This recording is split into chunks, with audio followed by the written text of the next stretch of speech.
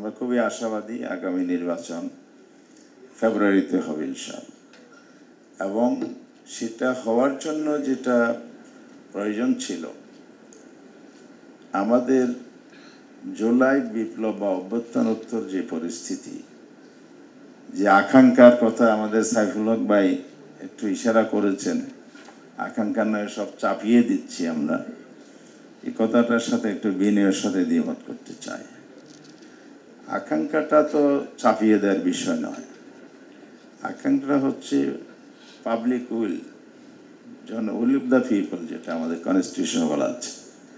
তো জনগণের অভিব্যক্তি, অভিপ্রায়, পরম অভিপ্রায় যেটা বলা হয়েছে, সেটাই জুলাই অভ্যুত্থানের পরেই সৃষ্টি হয়েছে। এটা সরকারের কমিটমেন্ট, রাজনৈতিক দলগুলোর কমিটমেন্ট। জুলাই যোদ্ধাদের যে আত্মহুতি বা আত্মত্যাগ, তার প্রতি সম্মান, শ্রদ্ধা, মর্যাদার স্বীকৃতি সব মিলে অভিপ্রায়। সবচাইতে বড় অভিপ্রায় হচ্ছে আগামীর বাংলাদেশ কেমন হবে।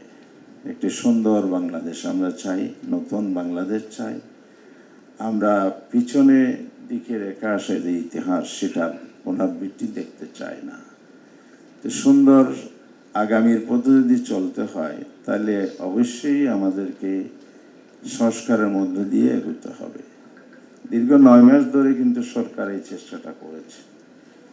ঐক্যমত্য কমিশন 6টা কমিশন নিয়ে হয়েছে, এর আগে 11টি ছিল। সেখানে কি কি বিষয়ে সংস্কার হবে একেবারে সুনির্দিষ্টভাবে এজেন্ডা ভিত্তিক আলোচনা হয়েছে। তা আমিও এক দলের প্রতিনিধি হিসেবে রেগুলার সেখানে ছিলাম, যার মধ্য দিয়ে 3টি পর্বে আলোচনায় সর্বশেষ আলোচনা ছিল 5 দিনের একটি বাস্তবায়ন প্রক্রিয়া। জুলাই চার্টার যেটা হয়েছে 84টি বিষয়ের উপর ঐক্যমত। অবশ্য আমাদের দেশের সবচাইতে রাজনৈতিক দল হিসাবে আমরা এক সময় কাজ করেছি, বাংলা জাতীয় দল। আমরা সবাই মিলে সেখানে আলোচনা করেছি। ওনারা কিছু নোট অফ ডিসেন্ট দিয়েছেন, আমরা একটাতে দিয়েছি, কেউ 4টাতে দিয়েছে। তো সেগুলো সহ জুলাই চার্টার স্বাক্ষরিত হয়েছে 17 তারিখ অক্টোবর, এটা আমরা জানি। পরে কিন্তু অঙ্গীকারটা তার মধ্যে ইনক্লুড করে চার্টার হয়েছে। 2টি পার্ট ছিল, 84টা হলো আর্টিকেল, একটা অঙ্গীকারনামা, সেখানে 7টা। এটাই হলো জুলাই চার্টার। সেকেন্ড দফে যেটা হয়েছে সেটা হলো এটা কি বাস্তবায়ন হবে, এটা কিন্তু চার্টারের পার্ট ছিল না, স্বাক্ষরের পার্ট এটা ছিল না।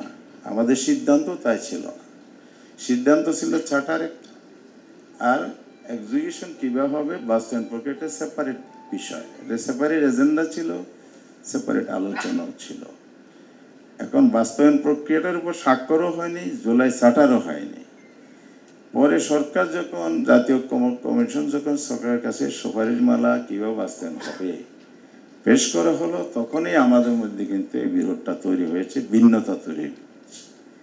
তো সাইফুল হক ভাই যে বক্তব্যটা বলছেন আমরা মাঠে আছি, চাপিয়ে দিচ্ছি, আমরা তো মাঠে তো জুলাই সনদ তৈরি কালেই ছিলাম, আমরা কিন্তু হঠাৎ করে আসি নাই, 4 মাস ধরেই আমরা কিন্তু আছি। স্বাস্থ্যকর অল টাইম ফ্যামিলি কেক, সব সময় অল টাইম হেলদি লাইফ। কেন আছি? আমরা তো ডায়লগে ছিলাম, যেমন আমরা আমাদের ডেমোক্রেটিক কালচারের মধ্যে যেটা আছে, পার্লামেন্টও আমরা যাই, আলোচনা করি, ওয়ার্কআউট করি, আবার পার্লামেন্টে যাই, আবার রাজপথেও আসি। এই কালচারটা আছে, এটাকে তো অস্বীকার করা যাবে না। এটাকে আপনি চাপিয়ে দিয়ে বললে তাহলে আমাদের রাজনীতি ইতিহাসকে অস্বীকার করা হয়ে যায়। এই জন্য ডায়লগ এবং আমাদের রাজপথের ভয়েস রেজ করা দুটো সমানভাবে চলে, এটা অতীতেও চলেছে। এবং এটা পলিটিক্যাল কালচার, ডেমোক্রেসির বিউটি এটাই, যার যার মত যখন যেখানে প্রযোজ্য সেখানে নিয়মতান্ত্রিকভাবে পেশ করবে। আমরা কিন্তু ভায়োলেন্সে যাচ্ছি না, জোর করছি না, আমরা নিয়মতান্ত্রিক পথে হাঁটছি। এখানে লজিক্যাল বিষয়গুলো আছে কিনা, আমাদের লজিক্যাল বিষয়টা হচ্ছে বাস্তবায়ন প্রক্রিয়া। 2টো জিনিস বলা হয়েছে, লং টার্মে 4টি আছে, ইমিডিয়েট যে 2টি আছে এটা হচ্ছে জুলাই চার্টারের উপর একটা অর্ডার জারি করা, এবং সেই অর্ডারের ভিত্তিতে সরকার নির্বাচনের পূর্বে অথবা একই দিনে গণভোট করবে, এই অথবা দিয়ে পেস্তা লাগাইছে হলো জাতীয় ঐক্যমত্য কমিশন। যদি ওনারা সোজা বলে দিয়েছেন যে না, নির্বাচনের আগে একটা ভোট হইতে হবে, গণভোট, নির্বাচন আগে কেন গণভোট হইতে হবে, একই দিনে কি সমস্যা? প্রশ্নটা তো আছে। আমরা খুবই যৌক্তিকভাবে কথাটা অত্যন্ত রিজনেবল দৃষ্টিতে, যেটা বাংলাদেশের রাজনৈতিক প্রেক্ষাপটে মনে করেছি, একই দিনে অনেকগুলো প্রবলেম আছে। নাম্বার ওয়ান হচ্ছে জাতীয় নির্বাচনটা মানুষের ফোকাস থাকে হলো দল এবং প্রতীক। লোকাল এই আসন ভিত্তিক ক্যান্ডিডেট থাকে, প্রত্যেকে জিতার জন্য সর্বোচ্চ শক্তি প্রয়োগ করে, তার সব ধরনের এফোর্ট দেয়। তাহলে পাবলিকের অ্যাটেনশনটা থাকে সেরকম, তার অ্যাটাচমেন্ট দলীয় থাকে, আত্মীয় স্বজন নানাভাবে সোশ্যালি থাকে। সেই জায়গা থেকে সবার কনসেন্ট্রেশনটা কিন্তু ন্যাশনাল ইলেকশনের, তার নিজস্ব দল প্রতীক প্রার্থীকে বিজয় করার জন্য। সেখানে ভেরি নেগলিজিবল হবে হলো জাতীয় রেফারেন্ডামটি। আবার আমাদের দেশের ভোটের কালচারটা হচ্ছে এখনও নিশ্চয়তা দেওয়া যাবে না, আর আশঙ্কাটা বেশি হচ্ছে বিভিন্ন দিক থেকে ভোট কেন্দ্র দখল হয় এবং ভোট কেন্দ্র স্থগিত হয়।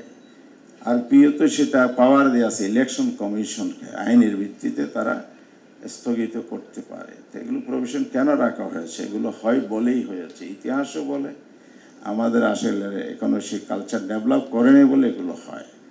তাহলে আপনি যদি ভোট কেন্দ্র যদি স্থগিত 10টা 20টা যাই হোক না কেন, তাহলে জুলাই 6 রেজাল্টটা কী হবে? ভেরি আনসার্টেন হয়ে যাবে। জুলাই 6 বাস্তবায়ন একই দিনের মধ্যে আরও প্রবলেম হচ্ছে। বাংলাদেশে 46,000 ভোট কেন্দ্র আমরা এই পর্যন্ত জানতে পেরেছি। তাহলে প্রতিটি ভোট কেন্দ্রে কিন্তু একটা নাম্বার আছে ভোটারের, 6,000 থেকে 2,500 2,000 এইরকম। তার জন্য ভোটার সংখ্যা টাইমিং করা আছে, একজন ভোটার কতক্ষণ ভোট দেবে। আপনি ভোট দিতে গিয়ে যদি আবার আরেকটা ব্যালটে ভোট দিতে হয়, তাহলে ডবল তাকে কিন্তু টাইম কনজিউম করতে হবে। সে জায়গায় ভোটের কাস্টিং কম হয়ে যাবে। তাহলে ভোট কাস্টিংয়ের রেশিওটা দুই জায়গায় ইফেক্টেড হবে। একটা হলো ফোকাসটা ন্যাশনাল ইলেকশন দিকে থাকার কারণে হবে, আরেকটা হলো আপনার ভোটার এবং ভোটার সংখ্যা, কেন্দ্র সংখ্যা মিলিয়ে ভোটের টাইম যে নির্ধারণ করা হয়েছে এই জায়গায় হবে।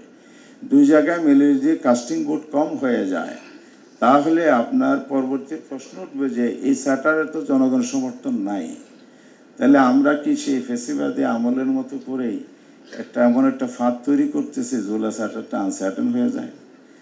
এখানে হয়তো আপনারা ভিন্ন মত দিবেন, আমি হয়তো থাকবো না, পরে শুনতে পাবো। কিন্তু আমার স্পষ্ট কথা হচ্ছে, দেশকে যদি ভালোবাসি, অবশ্যই আমরা সবাই ভালোবাসি, দেশ নিয়ে রাজনীতি করি, দেশ গড়ার রাজনীতি করি, তাহলে জনগণের স্বার্থ, দেশের স্বার্থটা বিবেচনায় আনতে হবে। এখন আমার দলের জন্য কোনটা সুবিধা এটা নয়, সেই অভিযোগ আমার ক্ষেত্রে হইতে পারে, আমার দলের ক্ষেত্রে হইতে পারে। আমরা ভেরি সিনসিয়ারলি অনেস্টলি বলতে চাই, আমরা যেটা বিশ্বাস করি, গণভোটটা যদি সেপারেট হয়, আলাদা দিনে হয়, ইলেকশনের আগে হয়, এর অনেকগুলো বেনিফিট আমরা এখান থেকে পাবো।